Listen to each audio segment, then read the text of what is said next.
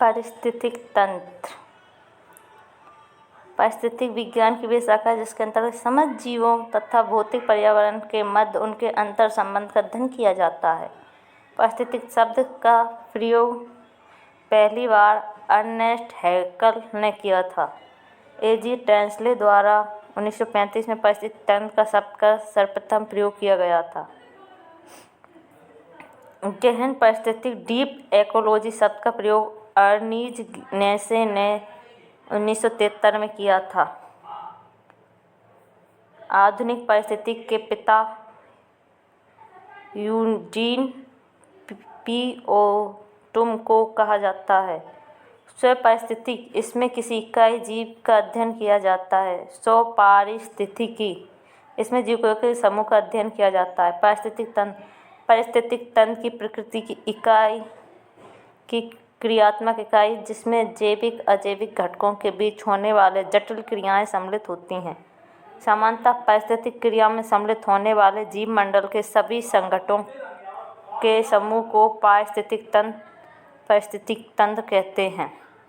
भारत में पारिस्थितिकी के जनक के रूप में किसे जाना जाता है, ये आपको बताना है।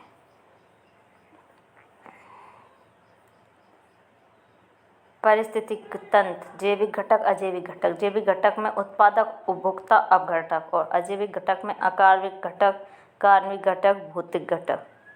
अकार्बनिक घटक में जल, मिट्टी तत्व CaKMg, कैल्शियम, पोटेशियम, मैग्नीशियम, चट्टान और कार्बनिक घटक में प्रोटीन, कार्बोहाइड्रेट, वसा। भौतिक घटक में तापमान, आर्द्रता, प्रकाश, वायु, स्थलाकृति।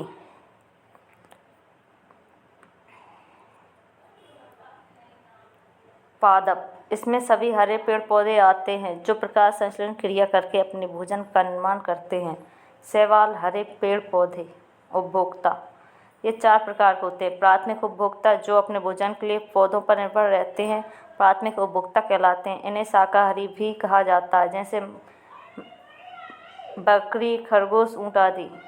द्वितीय उपभोक्ता वह उपभोक्ता जो पोषण के लिए शाक भक्षी या अन्य प्राणियों पर निर्भर रहते हैं, जैसे सांप, भेड़िया आदि। तृतीय उपभोक्ता इनमें वे उपभोक्ता आते हैं जो प्राथमिक एवं द्वितीय उपभोक्ताओं का अपना आहार बनाते हैं, जैसे शेर, बाघ, गिद्ध आदि। शीर्ष उपभोक्ता इन्हें उच्च मांसाहारी उपभोक्ता भी कहा जाता है, जैसे बाज, शेर आदि। अपघटक वे घटक जो उत्पादक और उपभोक्ता की मृत्यु के बाद उन्हें वापस भौतिक तत्वों nitrogen, carbon dioxide, humus, ammonia, hydrogen आदि में बदल देते हैं अपघटक कहलाते हैं, जैसे कवक, जीवाणु व अन्य सूक्ष्मजीवी। ये देखो श्रृंखला। उत्पादक, प्राथमिक उपभोक्ता, जैसे पेड़ पौधे को प्राथमिक उपभोक्ता खाएगा, प्राथमिक उपभोक्ता को द्वितीय उपभोक्ता, द्वितीय उपभोक्ता को तृतीय उपभोक्ता और ये सबको खाने वाला है शीर्ष उपभोक्ता। तृतीय उपभोक्ता सांप, द्वितीय उपभोक्ता मेंढक, प्रथम उपभोक्ता शाकाहारी होते हैं जो पेड़ पौधे को खाते हैं। अब खाद्य श्रृंखला। इकोसिस्टम में एक जीव से दूसरे जीव में भोज्य पदार्थों का स्थानांतरण खाद्य श्रृंखला कहलाता है। इसमें ऊर्जा का प्रवाह एक ही दिशा में होता है। ये 2 प्रकार के होते हैं, खाद्य श्रृंखला, चारा खाद्य श्रृंखला, अपघटक खाद्य श्रृंखला। जैसे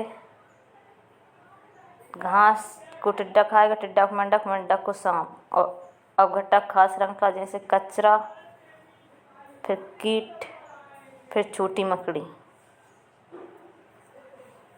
अपघटक श्रृंखला है।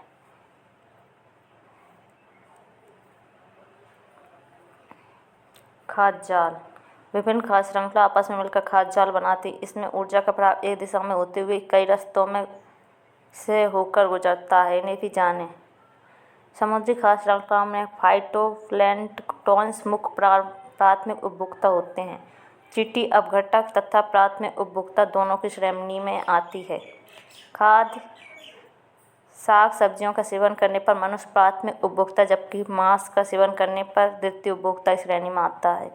एक समुद्री आहार श्रृंखला का सही क्रम है डायटम, स्वपोषी, क्रस्टेशिया, शाकाहारी उपभोक्ता, हैरिंग मांसाहारी उपभोक्ता।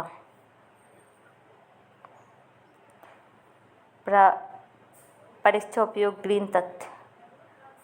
ग्रीन गोल्ड बांस को कहा जाता है। ग्रीन गोल्ड क्रांति चाय उत्पादन से संबंधित है। ग्रीन मफलर योजना ध्वनि प्रदूषण से संबंधित है। ग्रीन आर्मी ऑस्ट्रेलिया ने पर्यावरण संरक्षण के लिए 15,000 युवाओं को इसमें नियुक्त किया है।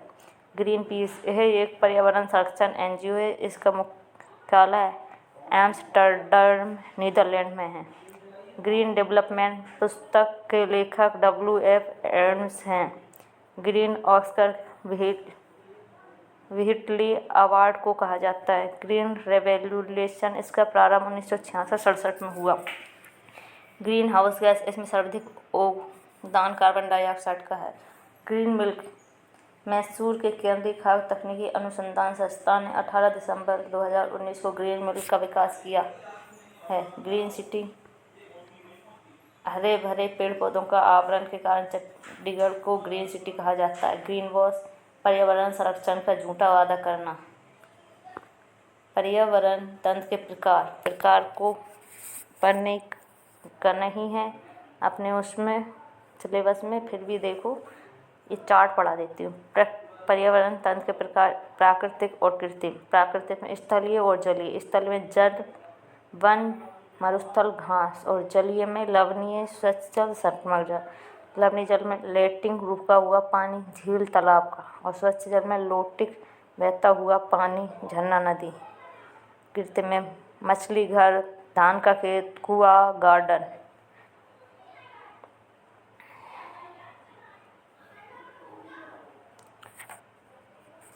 तो दोस्तों आज की क्लास यहीं तक। नेक्स्ट क्लास में नेक्स्ट टॉपिक पढ़ेंगे। जय श्री राम।